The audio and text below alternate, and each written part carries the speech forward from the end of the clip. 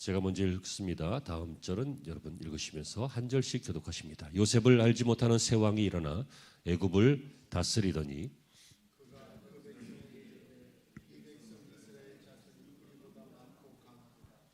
자, 우리가 그들에게 대하여 지혜롭게 하자. 두렵건대 그들이 더 많게 되면 전쟁이 일어날 때 우리 대적과 합하여 우리와 싸우고 이 땅에서 나갈까 하노라 하고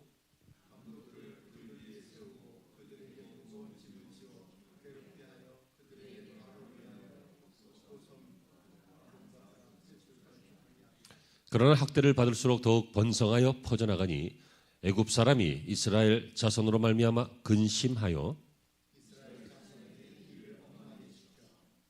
어려운 노동으로 그들의 생활을 괴롭게 하니 곧 흙 이기기와 벽돌 굽기와 농사의 여러 가지 일이라. 그 시키는 일이 모두 엄하였더라.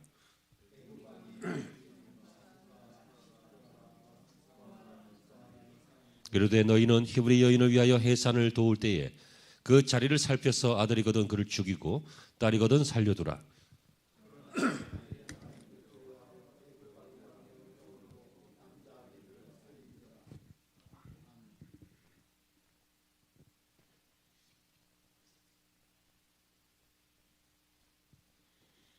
할렐루야.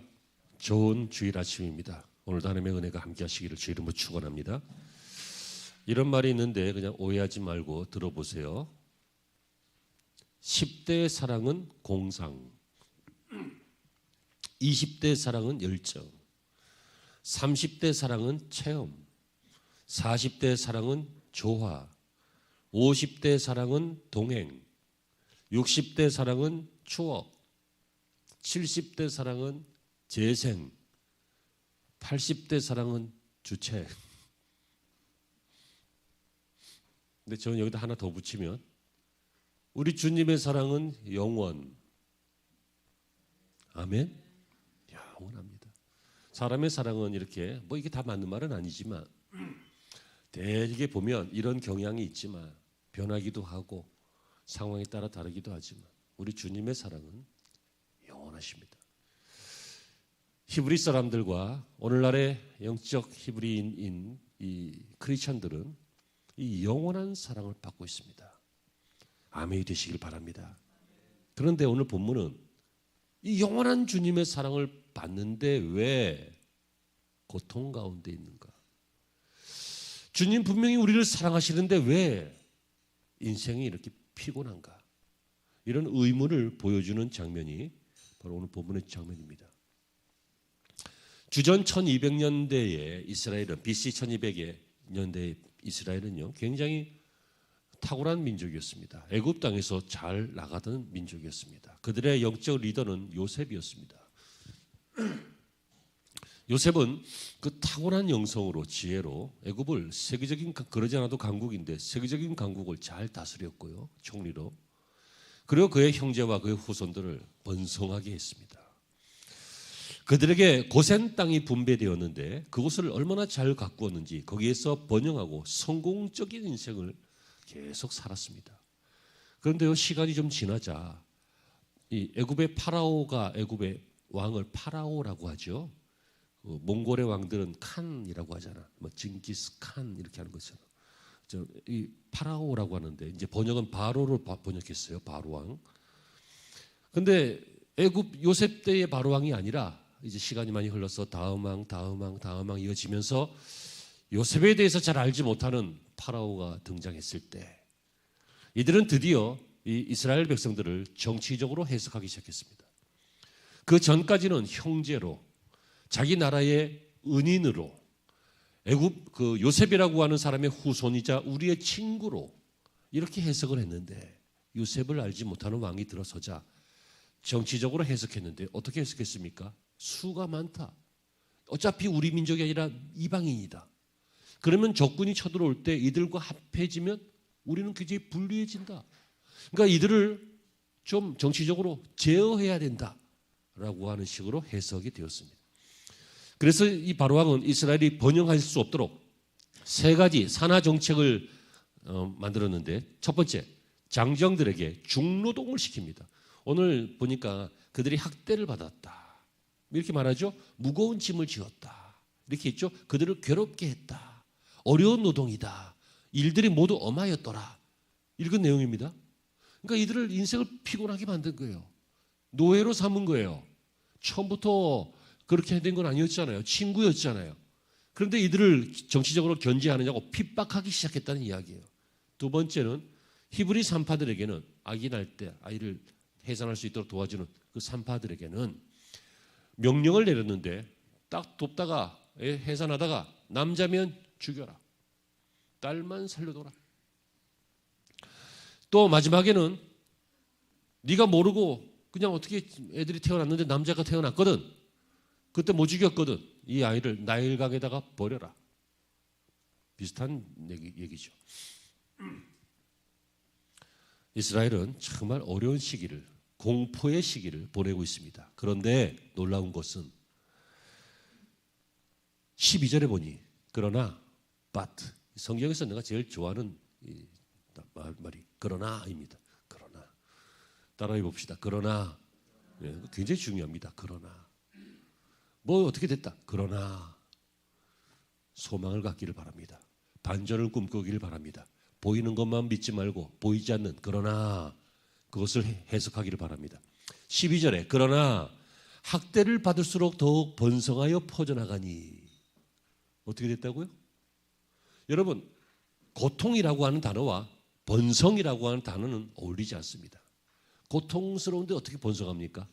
그런데 번성하는데 왜 고통스럽습니까? 이것은 서로 좀 반대편에 있는 개념들입니다. 그런데 우리 하나님께서는 이상하지요. 성경의 역사를 봐도 그렇고 수많은 이 사람들의 이야기를 봐도 그렇고 심지어 우리 주님 예수님의 인생을 봐도 그렇고 고통 속에서 번성하게 하십니다. 왜 하나님은 이스라엘을 이렇게 고통스러운 방식으로 번성하게 하십니까? 그냥 우리는 쉽게 생각하면 그냥 좋게 하면 좋지 않을까요? 쉽게 하면 좋지 않을까요? 그냥 별 탈 없이 무탈하게 잘 되고 성장하고 부자 되고 병 낫고 성공하고 걱정 근심 없고 그러면 좋지 않을까요? 근데 여러분 그러면 진짜 좋지 않습니다.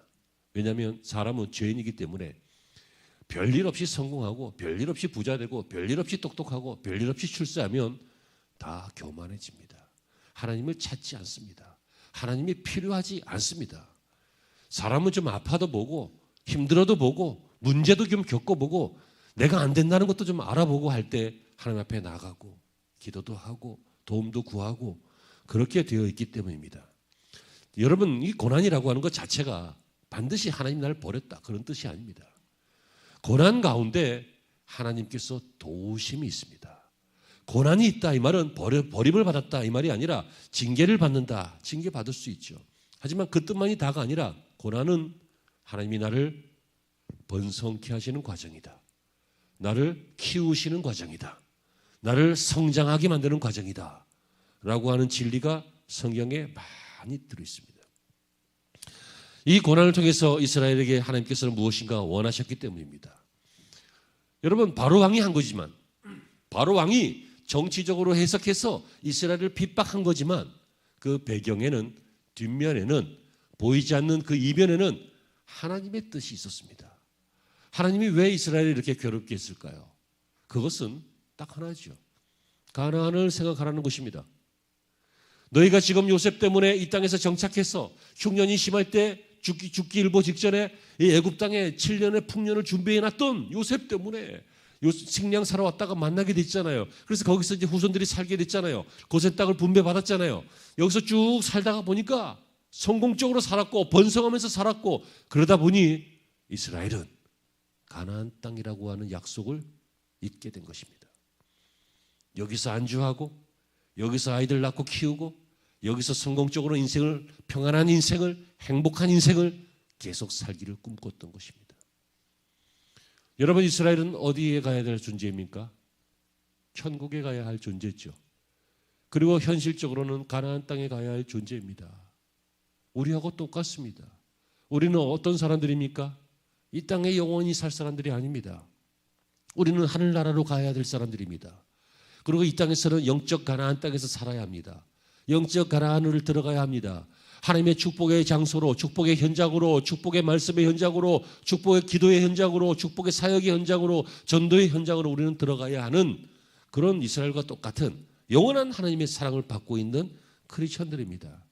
그걸 잊기 때문에, 그것을 자꾸만 잊어버리니까, 잊어버리니까 하나님께서 우리에게 고통을 주시면서, 이 땅에서 즐거움이 아니라 고통을 주시면서 하나님을 생각하게 만들고 하나님을 향하여 머리를 들게 만드시는 것입니다.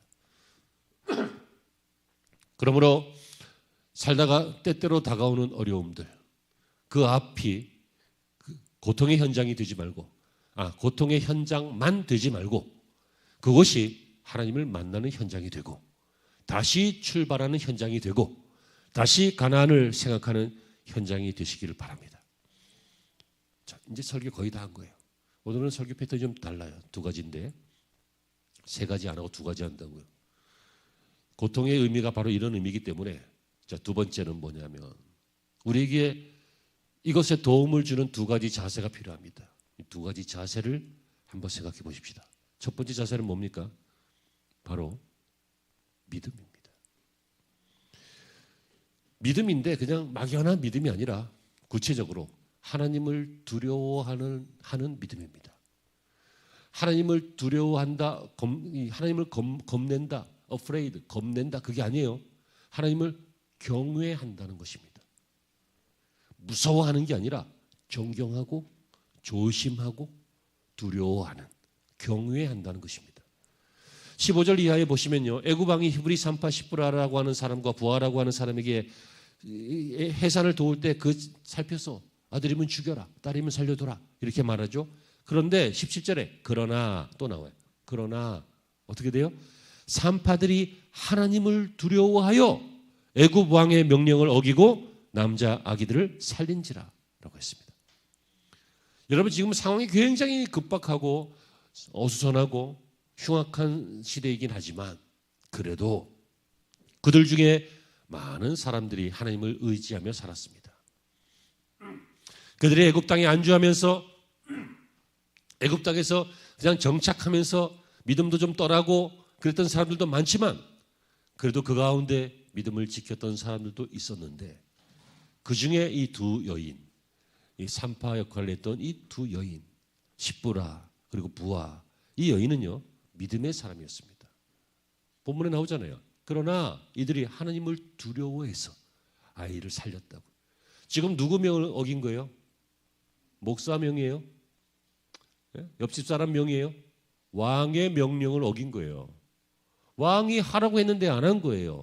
요즘은 왕 시대가 아니지만 고대 사회에서 왕이 하라고 한 걸 안 하면 죽는 거야. 여러분, 왕은 자신의 이 산하 정책이 이런 사람들 때문에 잘 되지 않았어요. 모세도 그래서 살아난 거잖아요. 그래서 얼마 지나서 이 일을 알게 된 왕이 2 산파를 잡아다가 왜 그들을 살려줬냐라고 추궁했습니다. 뭐라고 합니까? 19절에 산파가 바로에게 대답하되 히브리 여인은 애굽 여인과 같지 아니하고 건장하여 산파가 그들에게 이르기 전에 해산하였나이다. 뭐예요? 내가 가봤더니 도울 게 없다. 왜? 입이 나와버렸다. 물론 일부 사실이지만 상당 거짓말이죠. 하지만 초점은 거짓말이 아니라, 그게 초점이 아니라 초점은 뭐예요? 방금 읽은 17절. 그러나 산파들이 하나님을 두려워하여 왕의 명령을 어기고 아기를 살렸다. 그거예요. 왜 이렇게 했다고요? 하나님을 두려워했기 때문이에요. 여러분, 하나님을 경외했다 이 말이에요. 이 어려운 시절 앞에, 어려운 상황 앞에, 어려운 사건 앞에 어떻게 해야 된다고요? 믿음을 가져야 되는데, 그 믿음은 어떤 믿음이에요? 하나님을 두려워할 줄 아는 믿음을 가져야 돼요. 증거를 보여드릴게요. 21절에 보면 이들이 어떻게 됐습니까? 하나님을 두려워하면서 왕의 명령을 어겼기 때문에 죽었습니까? 망했습니까? 인생이 괴롭게 됐습니까? 21절에 그 산파들은 하나님을 경외하였으므로 하나님이 그들의 집안을 흥왕하게 하신지라. 아멘이 되시기를 주의 이름으로 축원합니다. 용감한 자를 하나님 기뻐하십니다. 결단하는 사람을 하나님 기뻐하십니다. 흐지부지하고 미적미적하고 술에 술 타고 물에 물 탄 듯 하는 게 아니라 이것도 아니고 저것도 아니고 그것도 아니고 이것도 아니고 그것도 아니고 저것도 아닌 밤새도록 해도 할 수 있는 아무 무색무취한 그런 사람이 아니라 결단할 수 있는 사람, 독특한 사람, 명확한 사람, 하나님이 기뻐하십니다. 그 주인공이 되시길 바랍니다. 여기서 흥왕하다라고 하는 말은 확립했다, 기반을 잡다. 그러니까 무작정 잘 된 게 아니라 인생이 단단해졌다는 거예요. 이게 단단한 인생 속에는 경제적인 단단함도 물론 있겠죠. 하지만 경제적인 단단함만 있어서는 안 돼요. 누가 와서 뺏어가면 그만이잖아. 인맥도 단단해져야 돼요. 뭐예요? 영향력이죠. 인프라라고 하는 거예요. 그래서 여기서 흥왕하였다, 확립하였다, 기반을 잡았다. 이 말은 그들이 그 사회에서 존경받고 사랑받고 가문도 좋아지고 후손들도 좀 괜찮은 애들이 나오고 경제적으로도 좀 안정되고 이런 전반적인 것들이 확립되었다. 그런 뜻이에요. 누가 이렇게 만들 수 있습니까? 하나님이 하시는 거예요. 우리는 부자라고 마냥 좋아하는데 부잣집 애들이요, 속썩여도 확실하게 속썩이더구만. 아주 끝장나게 속썩이더구만. 막 전국구로 속썩이고 막 해외적으로 속썩이고. 여러분들의 애들은 그냥 기껏해야 말이나 안 듣지. 얘네들은 뭐 약에다가 뭐에다가 뭐 엄청난 일들을 하더구만. 전반적으로 확립돼야 돼요. 전반적으로 흥왕되어져야 돼요. 그러나 그 산파들이 하나님을 경외하였으므로 하나님이 그들의 집안을 흥왕하게 하였다. 이 약속의 말씀이 여러분들의 삶에도 있기를 주의 이름으로 축원합니다. 여러분, 이 사람들이 이렇게 흥왕하게 된 게 무슨 이유예요? 왜 고통 속에서도 사회적인 어떤 잘못하면 자기가 죽을 수도 있는 정치적인 코너에 몰린 입장에서 왕의 명령을 거절하면서 이렇게 스스로 막 위험에 빠져가는 이런 상황 속에서 이들이 흥왕하게 되었는데 그 이유가 뭐라고요? 하나님을 두려워하였기 때문에, 하나님을 경외하였기 때문에. 여러분, 우리가 은혜를 누리지 못하는 이유 중에 많은 이유가 있는데 그 중에 하나가 두려움입니다. 세상에 대한 두려움, 실패에 대한 두려움, 미래에 대한 두려움, 물질에 대한 두려움, 비난에 대한 두려움, 이 많은 두려움이 우리를 명확하게 결단하지 못하고 또 탁월하게 선택하지 못하게 하는, 미적미적하게 만드는 그 이유가 뭐예요? 우리 안에 있는 두려움 때문입니다. 그런데 여러분, 제가 이 두려움을 해결해 드릴게요. 이 물질에 대한 두려움, 건강에 대한 두려움, 미래에 대한 두려움, 이런 두려움은요, 두려움보다 하나님을 더 두려워하세요. 여러분, 그런 것들은 우리가 어떻게 할 수 있는 두려움이 아니에요. 우리가 할 수 있는 두려움은 하나님을 두려워하는 거예요. 무서워하라는 게 아니라고요. 하나님을 경외하라고요. 그러면 어떻게 됩니까? 세상을 더 두려워하느냐, 하나님을 더 두려워하느냐? 하나님을 더 두려워하세요. 그럼 세상이 두렵지 않아요. 물질 때문에 물질을 두려워하느냐, 하나님을 두려워하느냐? 하나님을 두려워하시라니까요. 건강을 두려워하느냐, 내 생명을 두려워하느냐, 아니면 하나님을 더 두려워하느냐? 하나님을 두려워하세요. 그러면 오늘 죽는다고 해도 할렐루야하고 아멘이에요. 죽으면 천국이요, 안 죽으면 영광이요. 예? 사람을 두려워하느냐, 하나님을 두려워하느냐? 하나님을 두려워하세요. 사람 부자만 올라고 사람 마음에 들려고 애쓰지 말고, 사람은요, 하나님께서 그 마음에 삐딱한 생각 하나만 주면 반드시 등 돌려요. 별것도 아닌 거, 아무것도 아닌데 이상하게 꽂혀가지고 하나 탁 하면, 여러분, 누가 배신을 해요? 친한 사람이 배신을 해요. 안 친한 사람은 배신 안 해요. 배신할 것도 없지 뭐, 그죠? 그러니까 사람 마음 붙잡으려고 해. 너무 애쓰면 안 돼. 물론 사람은 사랑하고 사람은 지내는 동안 잘 지내고 이렇게 해야 되지만, 사람 때문에 하나님을 두려워하지 못하고 사람을 두려워하면 또 안 돼. 이 세상 우리가 살아가면서 꼭 필요한 것 중에 하나, 고난이 없을 수 없기 때문에, 고통이 없을 수 없기 때문에, 그러나 고통만 당하면 안 되고 그 속에서 우리는 번성해야 될 텐데, 그 방법이 무엇입니까? 하나님을 두려워하는 것, 경건하게 신앙생활하는 것입니다. 아멘이 되시기를 가장 소망합니다. 이 시간 우리를 한번 돌아보십시오. 나는 무엇이 무섭습니까? 세상입니까? 이 말은 바꿔 얘기하면 나는 무엇을 더 좋아합니까? 이 뜻도 됩니다. 더 좋아하기 때문에 더 잃지 않으려고 겁먹는 거예요. 나는 무엇을 더 두려워합니까? 무엇을 더 좋아합니까? 무엇을 더 추구합니까? 여러분, 하나님이 되시기를 바랍니다. 그것이 믿음입니다. 이 산파들의 믿음, 하나님을 두려워했던 믿음, 이 믿음이 이스라엘의 번성을 가져왔던 보이지 않는 중요한 이유였습니다. 두 번째 이유는요, 두 번째, 고통 가운데 우리가 가져야 할 자세, 첫 번째 하나님을 두려워하는 믿음이고요. 두 번째는 기도인데 그냥 기도를 말하지 않고 부르짖는 기도입니다. 부르짖는 기도. 여러분 22절에 그러므로 바로가 그의 모든 백성에게 명령하여 이르되 아들이 태어나거든 너희는 그를 나일강에 던지고 딸이거든 살려두라 이렇게 말했죠. 여러분 요즘은 말도 안 되는 말이지만 옛날엔 이런 일들이 많았어요. 옛날에 미친 왕 한번 태어나면 이런 일들이 생겨났어요.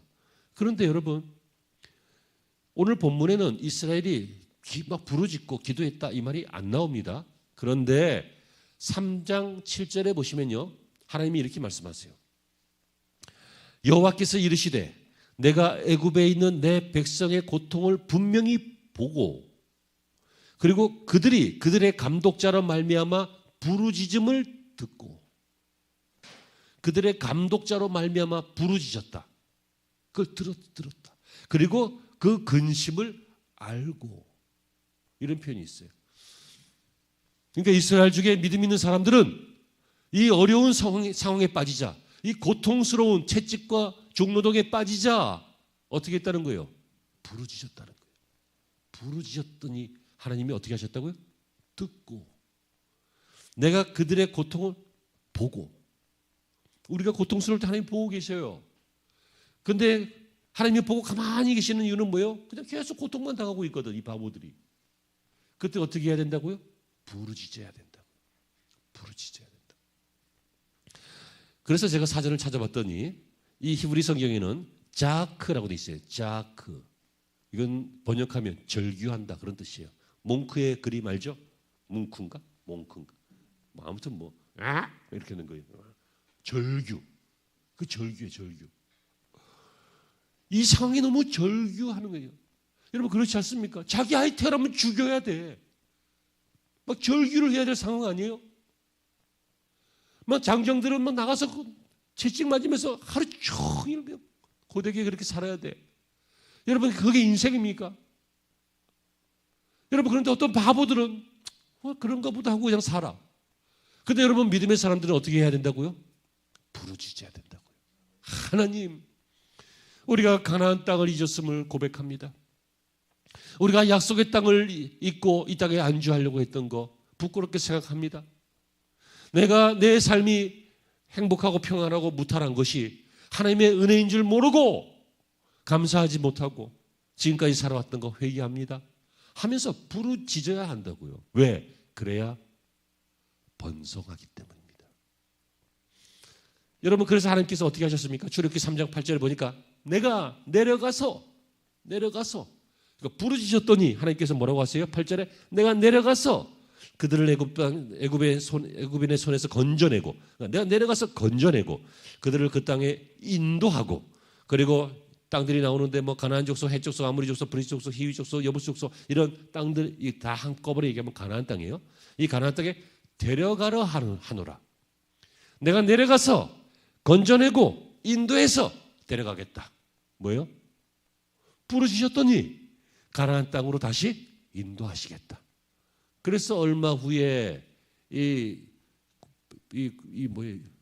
갈대로 만든 요람에 담긴 그 모세가 바로의 공주의 눈에 띄게 되어서 바로의 왕자처럼 이렇게 성장하는 일이 생기고 이 아이가 커서 40살쯤 되었을 때 어떤 사건 때문에 도망 나갔다가 다시 80세가 되어서 돌아와서 애굽 땅에 10가지 재앙을 내리면서 그들을 데리고 가나안 땅으로 나가게 되죠.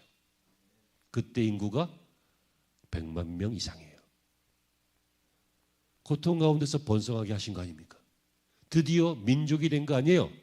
한 부족이 들어간 게 아니라 한 가문이 들어간 게 아니라 12족속의 민족이 약간의 이방인들을 포함해서 100만 명 이상이 번영의 땅 가나안 땅으로 들어가게 되었죠. 사랑하는 성도 여러분, 설교는 여기까지입니다. 제가 가끔 드리는 말씀이 있습니다. 고난 중에 고난만 당하는 것은 바보다. 고난 중에 하나님과 함께 성장해야 된다. 아멘. 여러분 하나님은 이상하게도요. 고난을 통해서 고통의 방식으로 우리를 근심하게 하심으로 어떻게 하신다고요? 번성하게 하셔요. 우리 믿음이 크던 작던 그 믿음 어디서 어떻게 생겼어요? 고난 때문에 생긴 거잖아요. 어려워서 생긴 거잖아요. 어려울 때 기도하고 울부짖다가 하나님 만난 거잖아요. 여러분 제일 안정적인 신앙이기도 하고 제일 좀 안정적이지 않은 신앙이기도 한 신앙이 모태신앙이에요. 아무 일도 없이 쭉 이렇게 있고 하나님은 믿어. 근데 뜨겁게 믿지도 않아. 그렇다고 안 믿지도 않아. 근데 이 모태신앙도 반드시 한 번 이상은 인격적으로 하나님을 만날 때가 와요. 언제 그래요? 고난 속에서. 망할 것 같을 때, 죽을 것 같을 때, 힘들 때. 그 하나님을 우리 하나님으로 삼고 고난 속에서 우리 하나님과 함께 번성의 길로 출발하시기 바랍니다. 하나님은 우리를 번성케 하시기를 원하십니다. 하나님은 우리를 가나안 땅으로 인도하시기를 원하십니다. 하나님은 우리에게 좋은 것 주시기를 원하십니다. 그래서 예레미야 33장 3절 외우기도 쉬워요. 예레미야 33장 3절 3땡3 보시면 너희는 내게 부르짖어라. 부르짖으라 그랬어요. 기도하라가 아니에요. 부르짖으라가 뭐라고요? 자크 뭐예요? 절규하라. 현실을 보고 내 약속을 보고 비교해 보고 너무 차이 나니까 정말 가슴 아파하면서 나한테 매달려 봐라. 나한테 한번 울부짖어 봐라. 나한테 한번 이게 뭐냐고 설명해 달라고 요구해 봐라. 이 고통의 의미가 뭐냐고, 내 인생의 의미가 뭐냐고, 이 사건의 해석은 어떻게 해야 되냐고 나한테 한번 문의해 봐라. 자, 울부짖어라. 예레미야 33장 3절 너희는 내게 부르짖으라. 그러면 내가 내게 응답하겠고 내가 알지 못하는 크고 비밀한 일을 내게 보이리라. 응답을 받고 하나님께서 보이시는 일들을 보시기를 바랍니다. 사랑하는 성도 여러분, 사람이 만든 모든 물체는 다 용도가 있잖아요. 그냥 만든 게 아니라 이거는 물 담으려고 만들었고, 이거는 소리 키우려고 만들었고, 이거는 예물 받으려고 만들었고, 이거는 뭐 글 쓰려고 만들었고, 용도가 다 있잖아요. 사람이 만든 모든 것도 용도가 있는데 하나님이 만드신 것이 무의미한 것이 있겠습니까? 용도가 있지요. 그 중에 가장 하나님이 기뻐하시고 자신의 형상으로까지 만드신 이 사람은 반드시 용도가 있겠죠. 그 용도가 무엇입니까? 하나님을 찬양하는 거예요. 높여드리는 거예요. 언제? 번성하였을 때. 하나님께서 하셨습니다. 하나님이 이루셨습니다. 하나님이 도우셨습니다. 하나님이 낫게 하셨습니다. 하나님이 축복하셨습니다. 하나님이 여기까지 인도하셨습니다. 하면서 하는 거예요. 근데 이걸 누가 할 줄 안다고요? 교만한 사람 못하고, 모태신앙은 모태니까 못하고. 누가 한다고요? 고통 속에서 하나님 앞에 하나님을 경외하는 믿음으로 하나님 앞에 부르짖었던 그 사람들이 바로 그 주인공이 되는 것입니다. 이 말씀을 잘 기억해 두시고 기록하여 두시고 마음에 새겨 두셨다가 고통 속에 있거든 다시 일어나 출발하시고 고통이 또 오거든 대비하셨다가 이기시고 승리하시는 우리 사랑하는 성도들이 다 되시기를 주의 이름으로 축복합니다. 기도하시죠.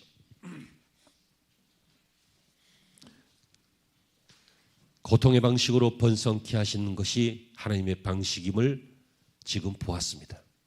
그러하오니 기쁘게 이 고통의 방식을 받아들이고 그리고 하나님을 의지하고 믿음으로 기도하고 또 부르짖으며 하나님을 경외하는 우리가 되게 하여 주셔서 이 자리가 새로운 출발의 자리가 되게 하시고 또 새로운 은혜의 자리가 되게 하여 주시고 또 다시 한번 손에 묻은 흙과 땀을 닦고 주님의 손을 잡는 시간이 되게 하여 주시옵소서.